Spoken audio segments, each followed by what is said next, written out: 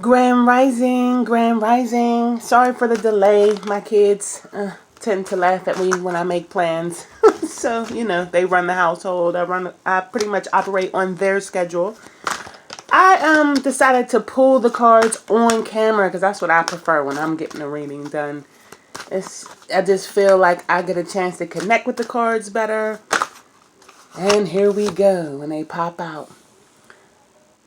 So the first card out for my people that chose the gold pyramid is number 44. I like that, a prime number, universal love. It says the frequency of universal love activates the connection we feel to each other, to our planet, and to the whole existence itself.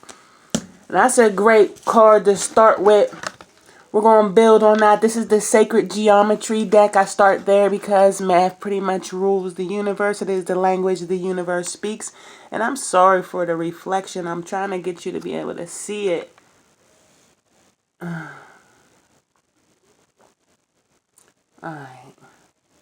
It's such a beautiful card. Universal love.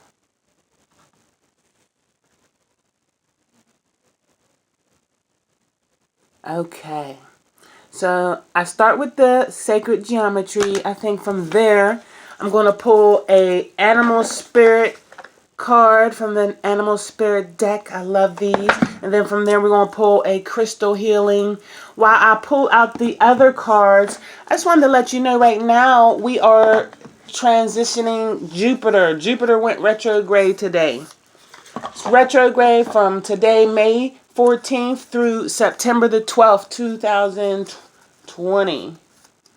You see, Jupiter, of course, is in Capricorn right now.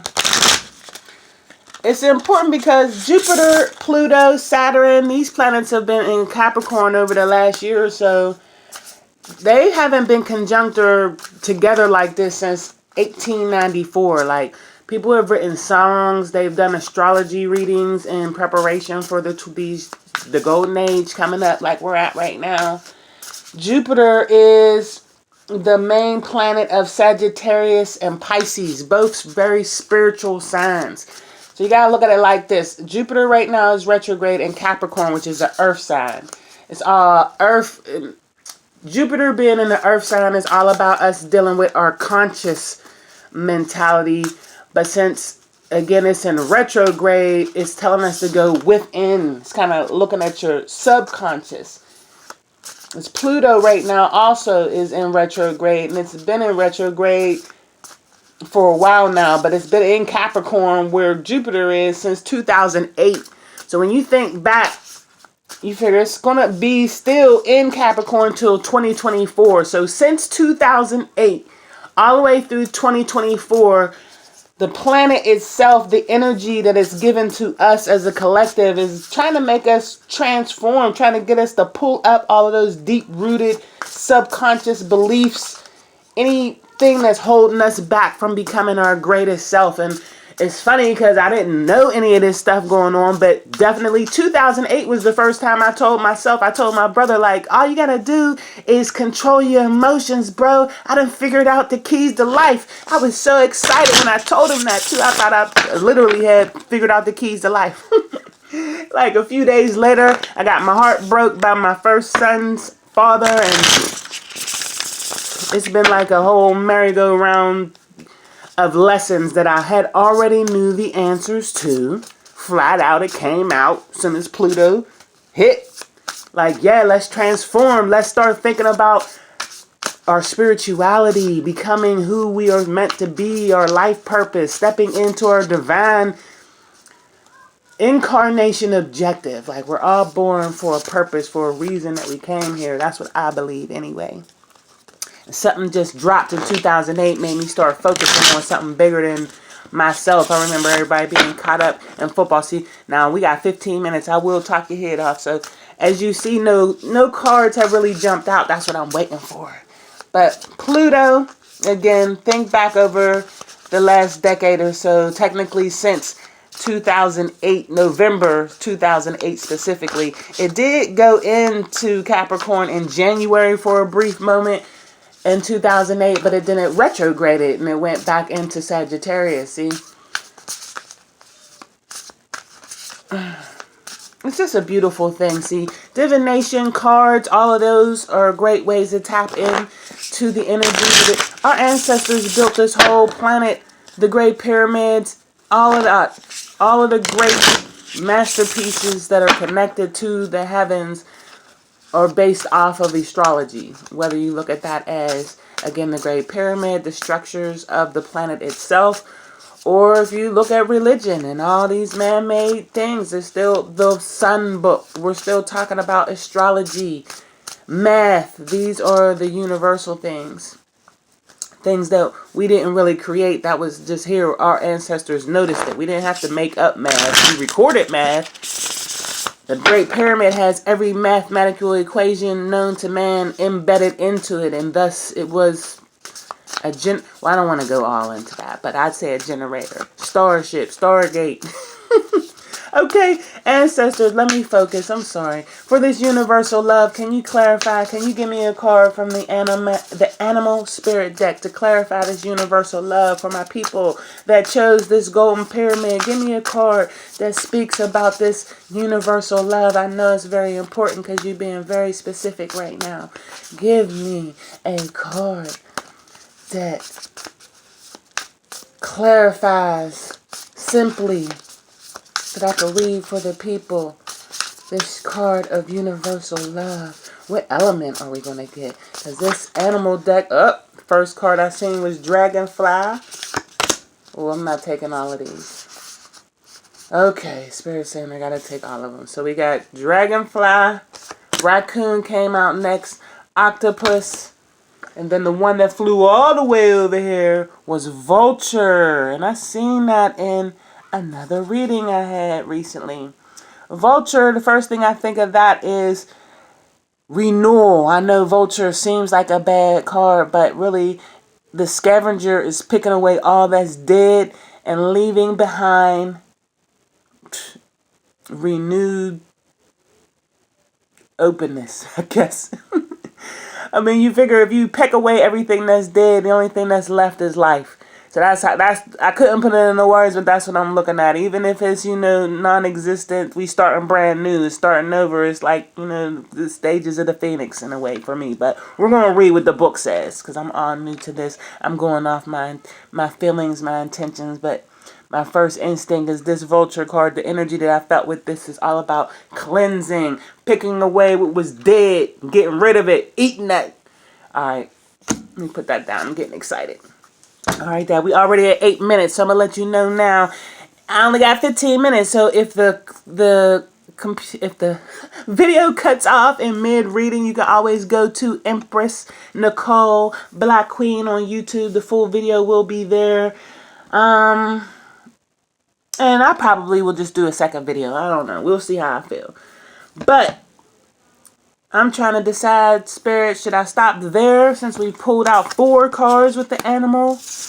Or should I still go? I'm going to definitely still, yeah. We're going to pull out a crystal. Give me a crystal that's going to help me. Give me a crystal that's going to help my people.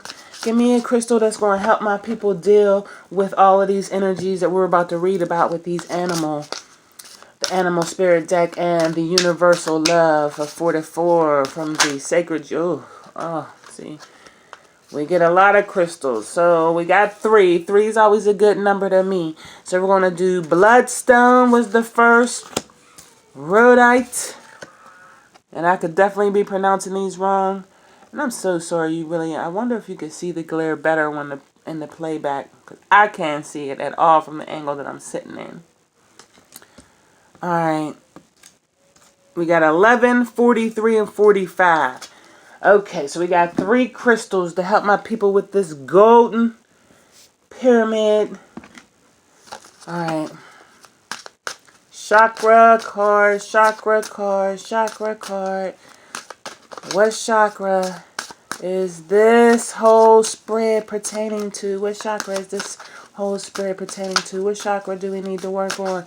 First of all, to activate that universal love, I'm thinking the heart chakra, but what came out was prayer.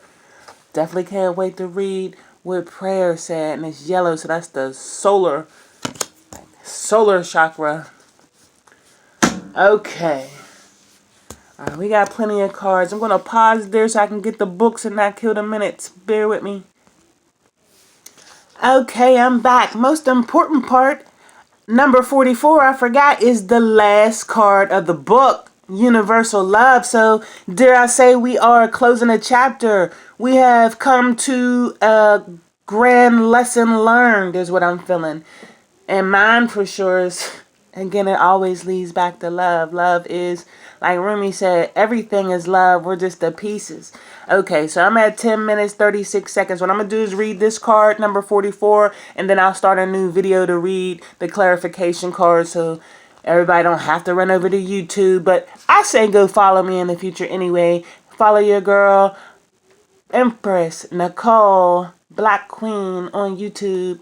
Anyway, Universal Love. The frequency of universal love activates the connection we feel to each other, to our planet, and to the whole existence itself. Love is probably the most sought after, mysterious, indeterminate, and fulfilling feeling that a human can experience. Its mystery surely derived from the fact that we cannot really describe or define what it is. Is it energy? Is it an emotion? Perhaps it is simply the glue that binds everything together. Whatever it is, we know without a doubt when we feel loved and when we are in love. As vibrational beings, we hold a frequency that aligns with the frequency of our thoughts and our emotions. And from that vibrational point of attention, we attract everything else into our reality. Love is one of the highest frequencies. When we are in the state of love, we easily attract circumstances and people into our reality that are aligned with that frequency. Human beings are capable of feeling deep compassion and love, not just for one another, but for all life in general. How do you describe what a parent feels towards their child, or how friends feel towards each other, or the love between siblings, among family members, for pets, or even the way we feel about our planet and its inhabitants? Love is a powerful force that drives our actions, motivates our behaviors, and can change the course of our lives. And perhaps the very reason that we are capable of such deep feelings is that nothing fuels our desire for change and evolution more than the love that we are able to feel. When we remember that everyone and everything is connected to the same source, we can overcome any perceived differences and join our power towards a more conscious reality, one based on love. The deep blue background represents the universe, the space in which all exists. Flowers have been traditionally used to express love, affection, admiration, and intention. The flower of life represents the grid on which our three-dimensional world is based. Red represents the physical plane and the passion we feel when we love. The flower in the middle refers to the 1,000-petaled lotus, a symbol for the crown chakra and our connection to source and universal knowledge. The color green indicates an open heart that is capable of love and compassion. Are you guys picking up all these colors? Try this. Close your eyes and breathe. Can you feel your connection to source? Walk outside and try to feel that connection to the plants and the trees around you. Everything on this planet is made of the same universal loving energy. Can you feel that universal love when you pet an animal, hug a tree, or play with a child? Try it today. Okay. Universal love, number 44.